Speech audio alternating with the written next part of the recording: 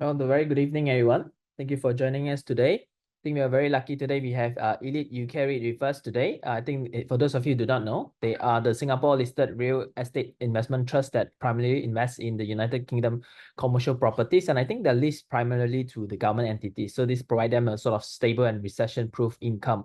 Right, before I introduce them, I'm just gonna briefly talk. I'm Billy To. My name, I'm the head of content and investment lead at ProsperUS. So I'll be your moderator for today's session. So let me just open up the slide first. Sorry, I wanted to introduce our speaker for today. Okay, can you see the slide? Okay, so Elite UK REIT, I think the title today is quite interesting. They're talking about looking ahead with an expanded investment strategy. For those of you who do not know, if you follow international research, you will also find that we have a buy call for Elite UK REIT. I think the potential upside is about close to 40%. So that's something for us to look forward to. All right, today we have Joshua, the CEO of the Elite UK REIT Manager. Now, Joshua has close to 2 decades of experience in real estate finance and fund management across the banking and real estate investment trust management sectors. So this is a guy with a lot of experience. So he will go through a brief introduction and of course some of the strategies about how Elite UK REIT will look like going forward. And then we will enter into the Q&A session, which will be accompanied by his colleagues. I think Jonathan Edmonds, the CIO, is from UK. I think he also dialed in from there. Jonathan, if you want to say hi, you can. And then hi everyone. Yeah, and we have Michael Tong. Michael Tong is the CFO. I think he's just sitting next to Joshua right there, if you can see. And of course, Hong Yin, I think she is the assistant VP for the investor relation team. So without much further ado, let me pass the time to them. Over to you, Joshua. So we were trying to describe what our REIT holds in terms of its assets and sales as well as its leases. So these assets, it's really quite as our name suggests, all assets are in the UK, all around the UK, Scotland, Wales, and England. And these are predominantly a job centre that's leased to the Department of Work and Pensions. Now, in Singapore and in Malaysia, we probably would have less of a similar type of government facility. But in the UK, it's quite common that if you have lost employment, you could actually walk in the job centre that is very well located, and they will besides helping you find your next job, helping you to prepare scale up for the next job that you're looking at.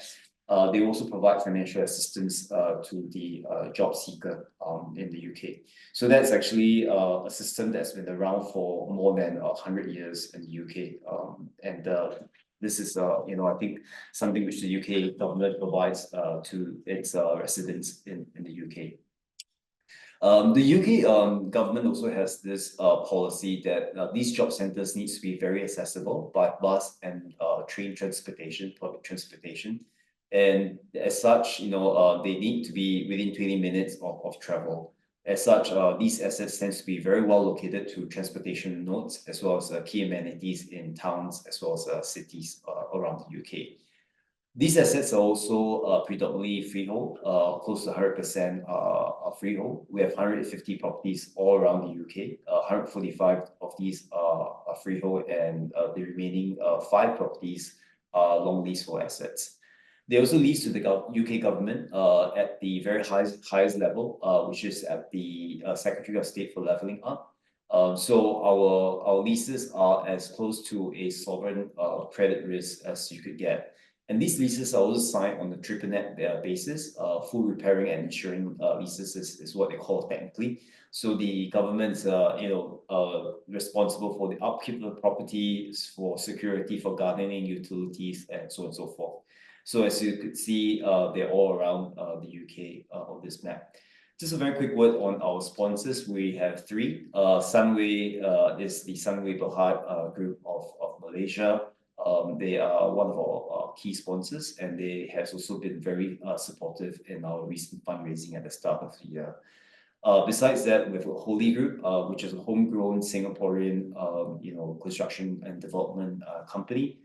As well as Elite Partners Holdings, which is made up of the management team that was responsible for a couple of REITs in the past, One of them, Viva Industrial Trust, which was now part of ES Local Street. But besides that, Elite has also its own private equity funds that it runs. Some of them that have delivered quite good returns to its investors as well. So that's really the portfolio and what the REIT is made up of. Maybe if I could just start at the top, just to talk about some of our recent key highlights for 2024 first quarter. So I'm at slide 2. Thanks, Billy.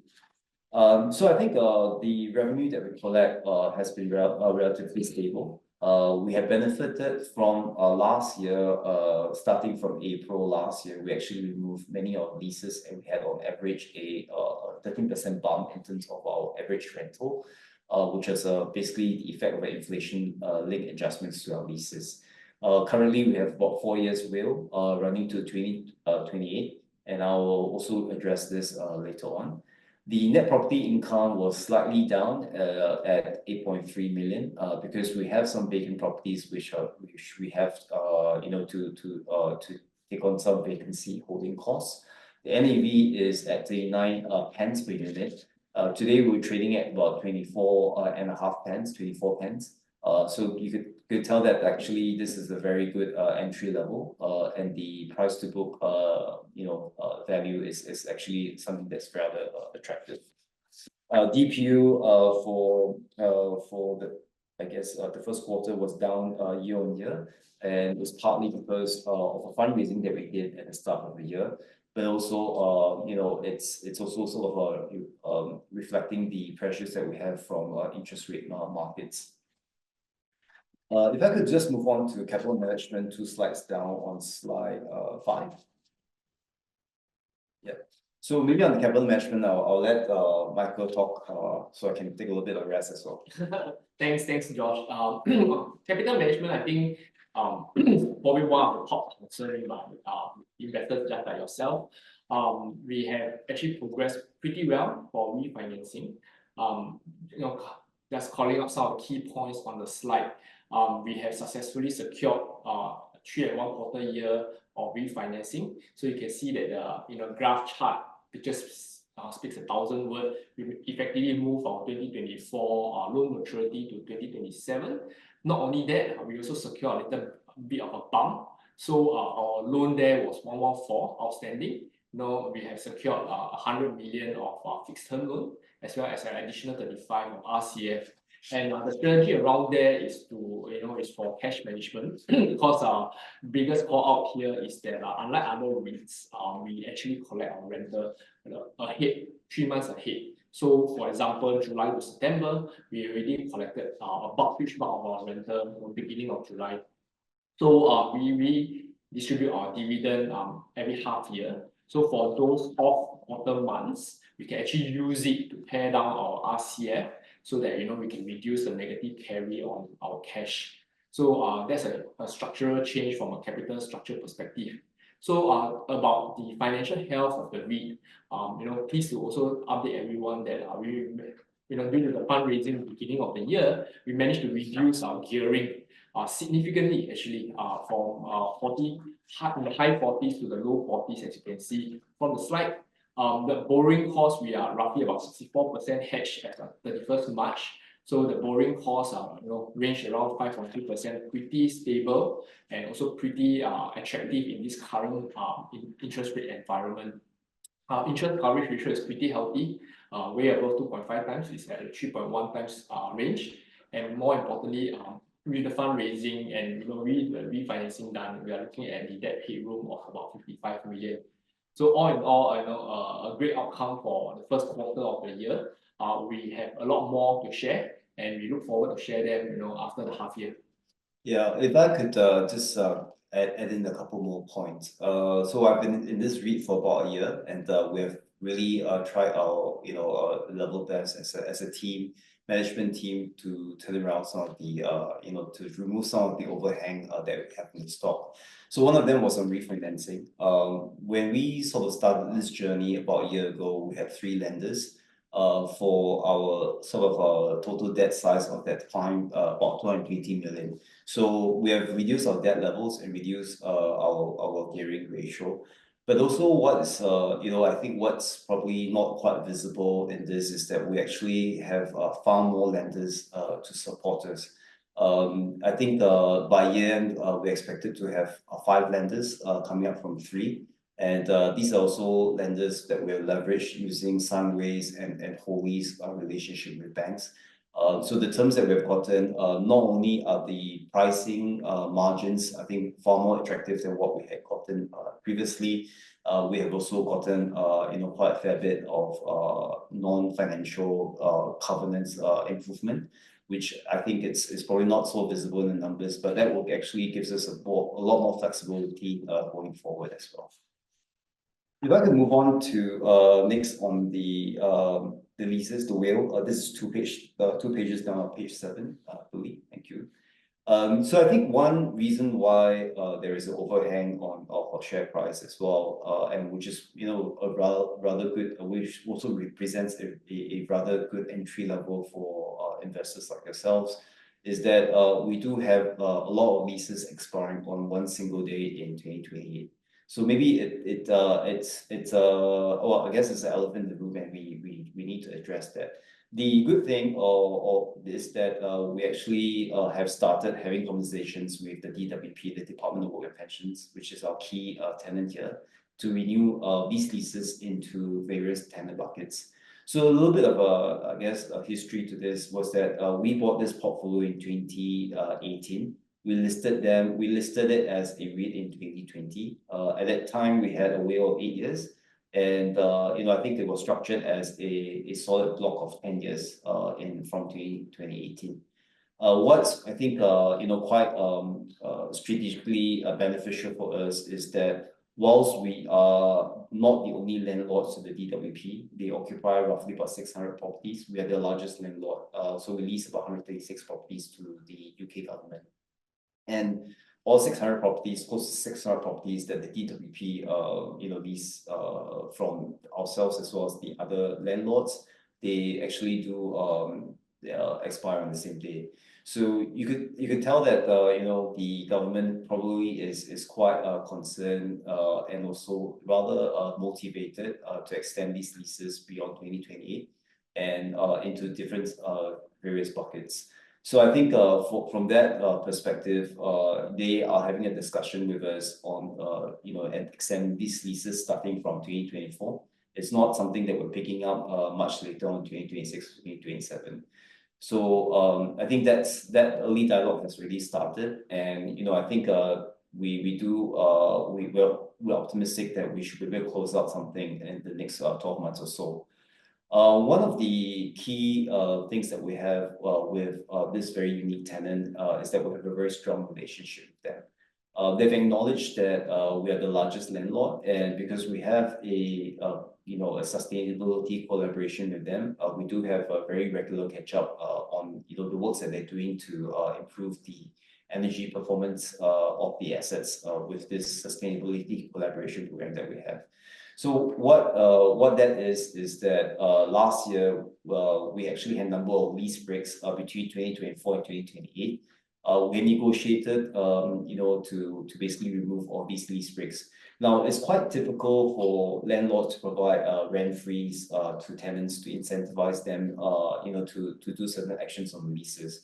We actually haven't given any symptoms of rent free. What we have then done to sort of change the discussion is to say that if we were to fund 15 million and they were to fund say about 25 million to improve the sustainability outcomes of the assets, what would that do for both of us? It's a bit of a win-win from the tenant's perspective. Remember how I mentioned how they are triple net leases? So they will benefit straight up when they improve the sustainability performance of the assets by having lower utility costs.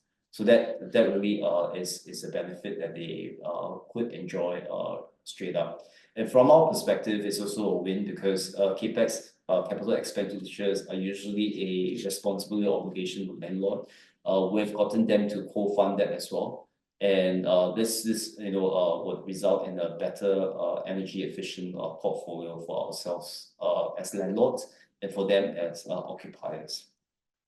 So this is something that is really being addressed, and we're optimistic that this can be resolved very soon, before 2028. And the other thing also just to point out, given the use of the assets, these are pretty much front office, front of house job centers. They're almost a bit like community centers, a bit like I guess semi-retail, in which members of public could walk into these assets. And given that they need to be well located within UK population where the people reside, it's quite hard for them to really unplug themselves from not having these job centers. As such, I think it's quite recognized by other market players in the UK, as well as valuers, that there is going to be a lot of stickiness in the renewal of these assets. Last but not least, these assets are also quite basic and functional, in the sense that they're under rented. Whereas I think if the DWP or our government tenants moves to better properties around these regional places which they have to be at, they probably have to pay about 4 to 5 times more in terms of rent. On average, we charge about 11 to 12 pounds per square foot per annum. So it's a very highly affordable under rented rate. About 2-3 months ago, we have also announced some asset management thoughts that we have with our portfolio, and together with the change of our name to Elite UK REIT, we have also announced a broadening of our investment strategy. So if Billy, if you could go to slide 10. So we provided our vision of what the long-term vision for Elite will look like. Basically, I think that many of our unit holders have shared with us that they like the government credit. They like the fact that these cash flows are non-discretionary in nature and very defensive. In fact, it's because of the cyclical. Whilst we don't wish recession on the UK, the fact is actually these assets tend to be even more well utilized when there's a recession. So it's rather counter-cyclical. And looking at that, what sort of other sectors could work for Elite as complementary? And we've sort of told the market that what could be interesting is living sector assets. So what's considered living sectors? I think that's two sort of subsectors within this group that's a bit more known to investors in our region, will be built to rent residential as well as student housing. Now, if you have been reading quite often the UK discourse on political agenda, especially the elections is 2 days away. I think that there are two things that the political parties, be it the Labour or the Conservatives, are quite focused on. One is the lack of housing. I think there hasn't been enough housing units being built in the UK for more than a decade. And as such, and the costs are escalating, and there is actually a very, very positive tailwind with regards to residential units being built. The other sort of political agenda that's very frequently brought up is leveling up. There's a lot of awareness that a lot of the wealth created in the UK in the last 10, 20, 30 years has been pretty much centered around London. And some of these should be distributed towards the other parts of the UK. So if you look at our assets, they need to be close to transportation hubs. They need to be close to amenities. They are in the regional markets outside of London as well. We do have 12 assets in London, but most of them are actually in the regional cities and towns. These actually plays pretty much to these two agenda: residential as well as leveling up. So that's something that's quite interesting for our investors, and because these assets, if they become vacant, that gives us quite a fair bit of opportunity to asset manage these assets and convert them into a sort of a asset class that's more more loved and has a higher value as well. So that's something that we are also working on. So I think the one that's interesting is also student housing. We do have some assets that are within university towns, well located within city centers and universities. So these also potentially can become student housing. That can actually help benefit the student communities in some of these town centers which we have our assets. Last but not least, if I could get you to move on to slide 14, or slide down.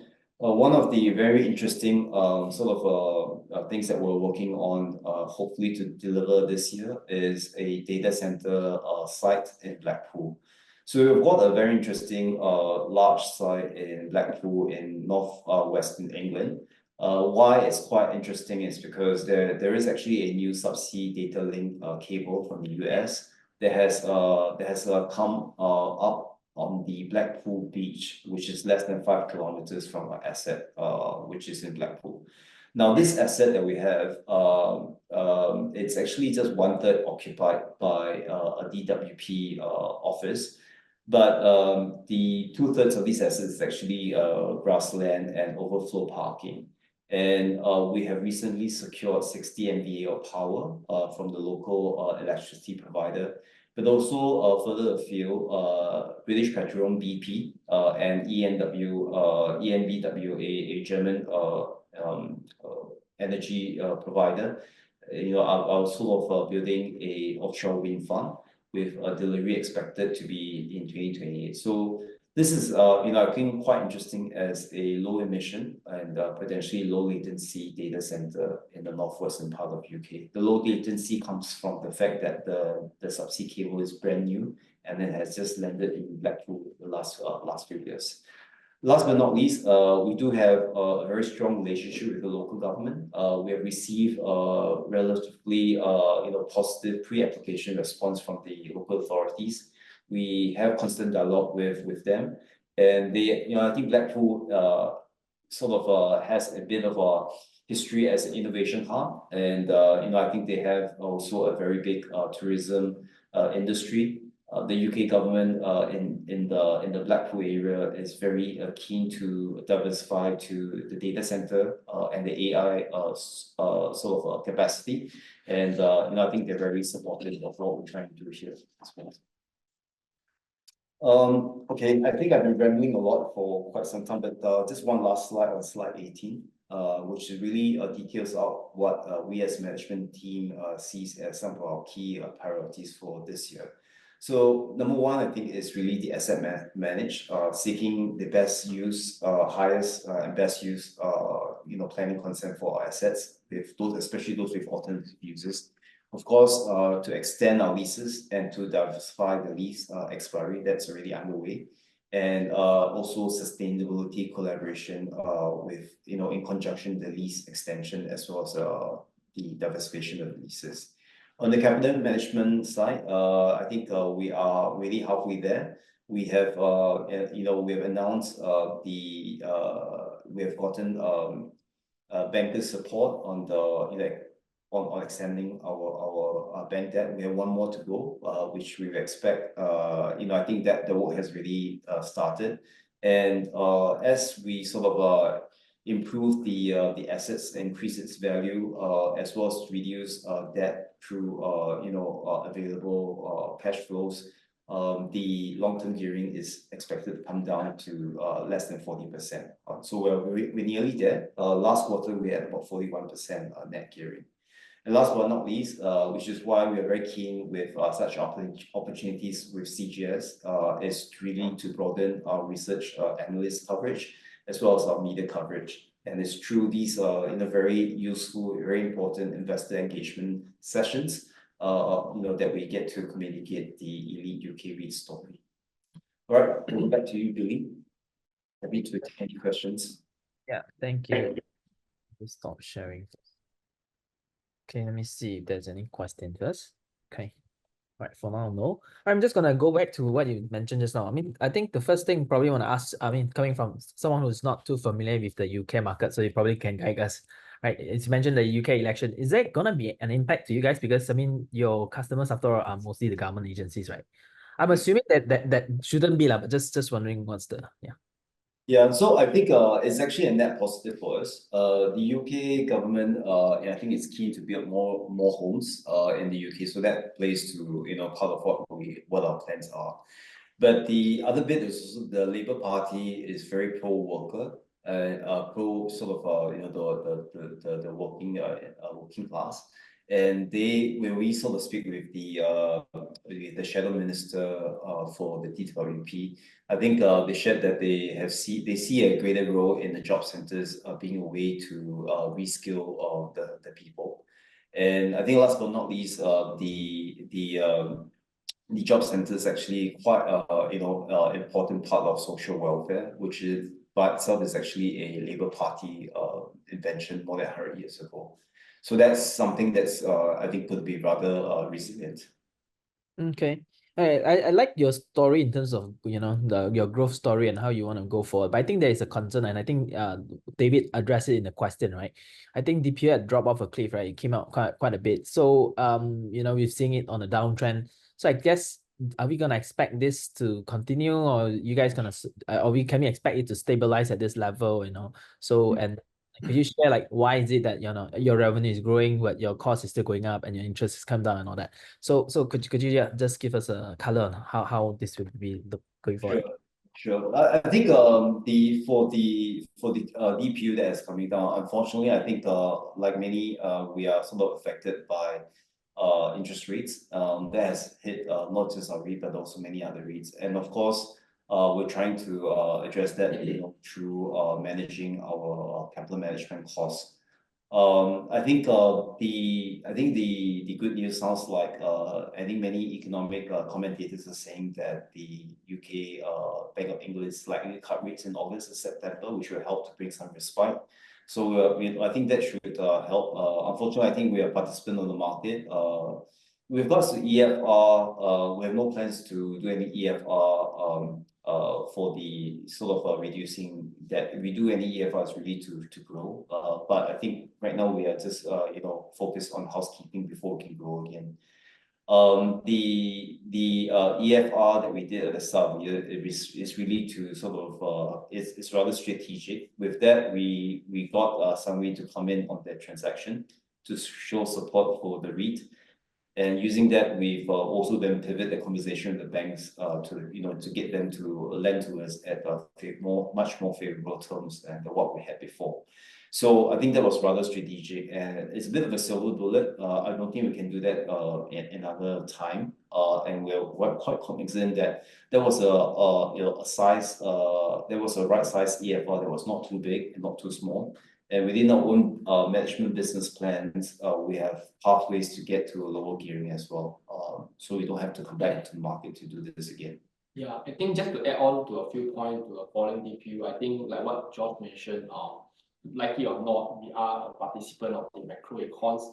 But more, just a few points to highlight. We are trying our best to manage our cash flow, and we try to meet our distribution every half year to ensure that as our investors, we always make good of our cash payouts as much as possible. We definitely recognize the falling DPU, but hopefully like the larger REIT industry, with the interest rate stabilizing, we hope to also have the DPU stabilize as well in tandem. Yeah. Okay. I think the next question is like you mentioned about gearing. I think although you've come down quite a fair bit, but at about 41%, is that still a concern? Or is that, I mean, I know your long-term goal is to lower it below 40%, right?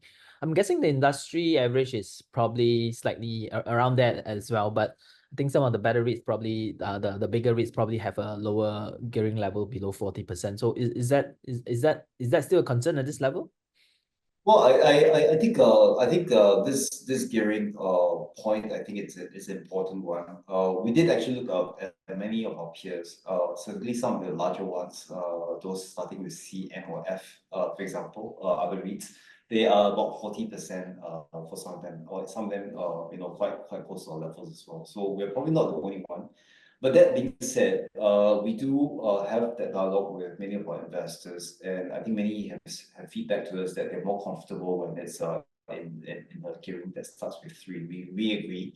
And if our only strategy was to wait for the Bank of England to cut rates, you know, to improve DPU and cut rates to improve valuation, then I think you don't really need a management team. You can just all go to the temple or the church to pray for that. But that's not our business case. So we are doing quite a fair bit with, you know, repositioning some of our assets, so at least the value will move up over time. You know, when we sort of are able to the change of the use of the assets to get a better value. The other thing that I should actually mention, I mentioned at another broker's webinar, is that there actually has been some very favorable news in the market in the UK. So there's something called Permitted Development Rights, PDR, which has been around since 2016, but only very recently that has sort of entered the dialogue a little bit more in the real estate industry. So what the PDR is that it allows you to automatically convert certain commercial assets. These could be offices or shops into residential if it meets certain minimum requirements. What was limiting was that up till March this year, there was a cap on the sort of sizes of properties which can be converted. Now, with the cap being removed in March, it means that you know, you could actually automatically convert a commercial property, office or shops, which our assets are zoned in that category, into residential. Typically, unlike in Singapore, you know, where everything is pre-planned for 5-20 years by the URA, in the UK, when you want to change for planning, it tends to take you know, pretty long, 2 to 3 years. If especially if it's in a more complex area, say central London, or you know, it's a more complex scheme. But with the PDR route, you could actually convert some of these properties and get the planning approval within 2 to 3 months. So that's something that you know, has been rather positive for us. And already, I think news articles are picking up that there's quite a fair bit of activity in southwest of the UK that's sort of benefiting from the PDRs. Okay. Right. I think there's a questions regarding the status of the new Port Road and units 1 and 2 Dallas Court leases, which are slated to expire June this year. Yeah, so we will have more updates on this in our upcoming results.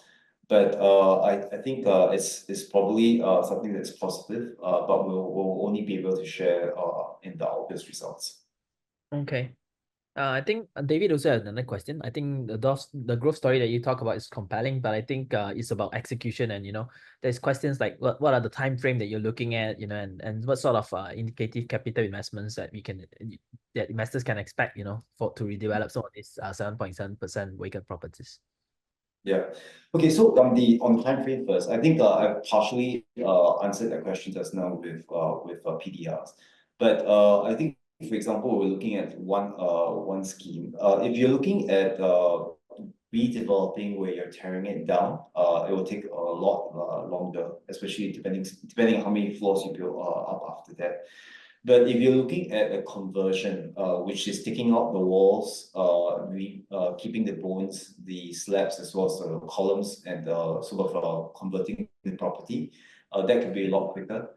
So for one of our assets that's currently vacant, we're exploring a opportunity where we could actually convert the building into a built-to-rent residential, and that's expected to be delivered. The construction timeline is estimated about 8 months, and then the remaining 4 months to make up the 12 months is really the sort of putting in the furniture and getting the asset to market. Then with regards to capex, I think that's a very good question, and we're also quite conscious of this, given that, excuse me, given that, you know, I think we we do not want to have these sort of capex weigh down on our gearing, which is, I think, in the opposite direction that we want to travel. So it's likely that we'll do is that we'll have to work with JV partners, and we're also quite cognizant that as a Singapore REIT, we have a 10% development cap in any case. And since sort of announcing that we're looking at a few of these sectors, we have been also approached by many players in the market, those with not only capital to contribute that will want to work with us, but also those with the capability and the connections and the reputation in the market to deliver. So one party that we are, I think we haven't gotten anything concrete to announce, but we're working towards it. But just to give a bit of a color. So one party that we are working with is very well regarded by the local councils. They have they have a track record on converting some of these commercial properties to residential properties. And I think they're bringing not just capital, but also the brain power and the connections with local governments to deliver some of these assets. So we do have quite a number of parties that we're speaking to right now to sort of deliver some of these projects going forward. And as to the capital, once we put in a sidecar JVs, we expect them to be self-funding in the sense that we contribute the equity as via our contribution of the land and property. The other party will bring capital with regards to the development costs, and we will be seeking non-recourse off balance sheet project development debt on these sidecar JVs, which will not be consolidated into gearing. It is also better for a tax position to be able to capitalize on these project costs at that level. So it should be, from our perspective, rather capital light. Okay, I'm just wondering, your hedging to fixed interest is at 64%. How is it compared to the industry? Sorry, especially I think sorry. So hedging, to be honest, is a kind of a art and also a risk management tool, right? So if you look at our annual report, we did put it out there that we have a risk management mandate there of hedging minimally 50%. Industry-wide, depending on from REIT to REIT, it range between 50 all the way to 75. Very seldom I see anyone crosses the 75 line. Of course, some of the REIT are more sophisticated. They actually went into a staggered hedging with different duration, but between 50 to 75 is by and large the market industry norms. Okay, yeah, I like the idea that, I mean, the slide, especially the one that you talk about the data center. Just wondering, when will we see this materialize in terms of when can investors see this translates into income and revenue and stuff? Yeah. I think the income revenue perhaps a bit later, unless we sell the property, which I think we're also open to do so. Right now, I think it's about getting the best value for the plot of land.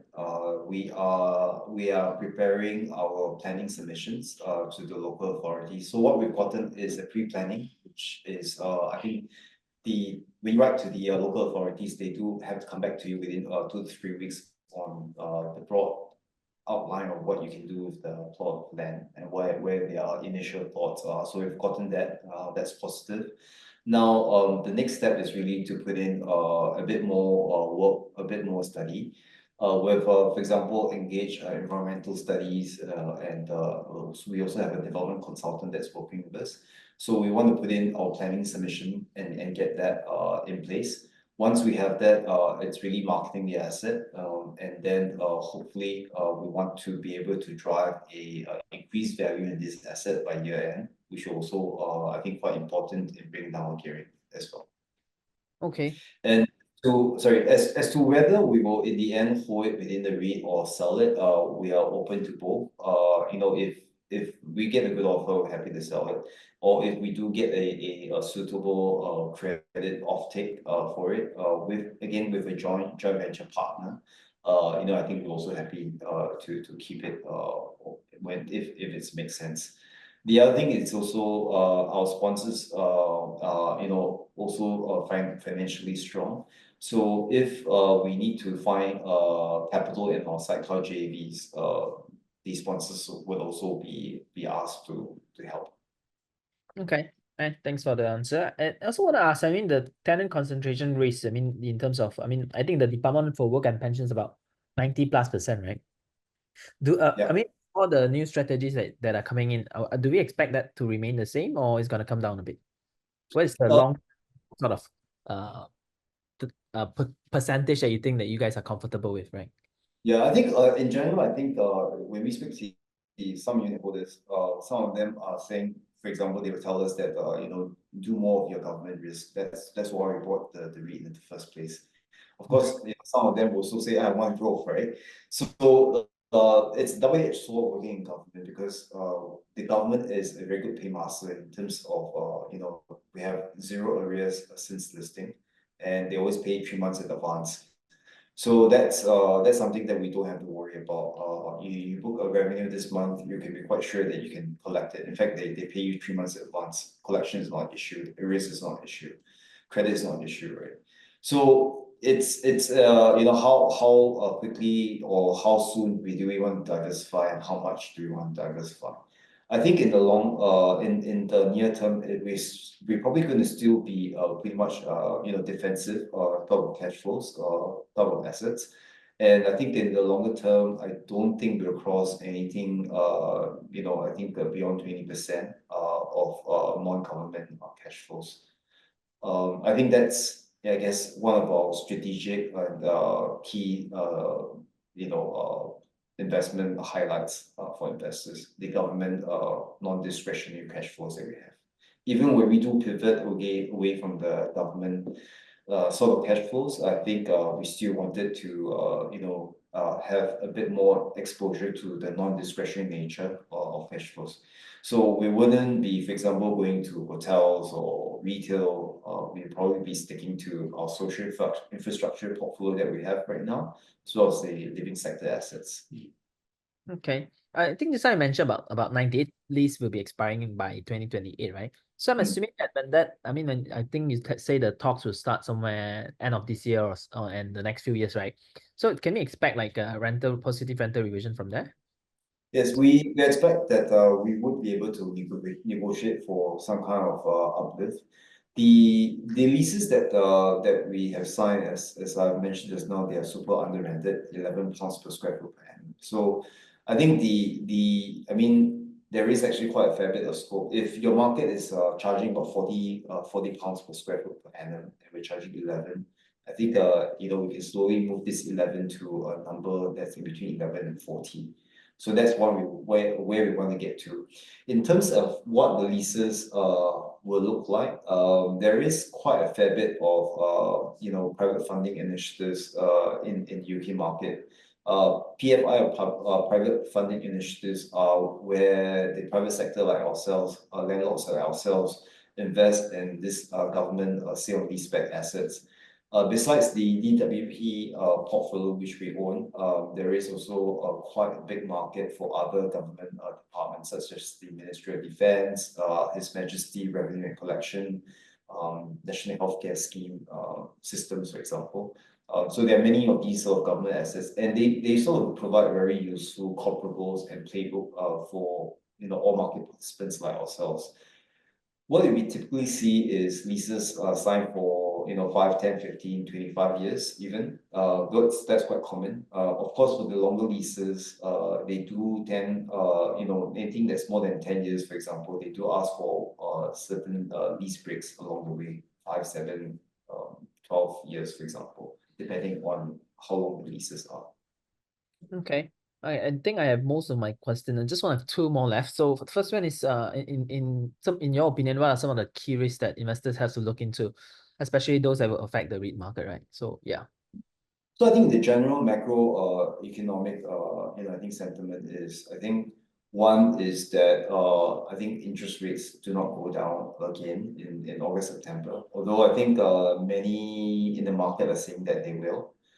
But that said, I think I think we're trying to manage that through alternative uses, and I think we're also, for some of the vacant assets, we have been getting dilapidation settlements from the outgoing tenants. On top of that, we have also received some I think positive bids that's beyond above the valuation. So all this will help prop up our valuation. I think that's one of the I think risk potentially with interest rates. Right. My last question is this. I think you mentioned it earlier just now. You guys are trading at a very attractive level from a price to book perspective, or even from a dividend yield perspective, right? But I think investors still have their concerns. So how do you convince an investor to tell them now is the right time to go in, right? I mean, yeah. What will you tell them? Yeah, well, I mean, one is I think what we're doing to stabilize the REIT. I think what we have done in the last 12 months, in sort of refinancing our debt, stabilizing the gearing, announcing sort of expansion of mandate. All this will contribute to us having more options and more prosperity going forward. Okay. Actually, there is one more question here, sorry, from the floor. They're asking about the, I think the UK government's financial position, which could see some of the budget being slashed in recent years. So is there a concern that this would happen to this sector too, especially with possible new government? What's your take on it? So I think as I shared just now, I think the Labour Party is actually a net positive for us. They are expected to win. Right now, I think they're 20 points lead against the incumbents, the Conservative Party. I think it's a lot of people are speculating that the Labour Party is likely to increase taxes, which I think is probably good in the sense that they probably use those taxes to fund government spending, and they are likely to cut government spending.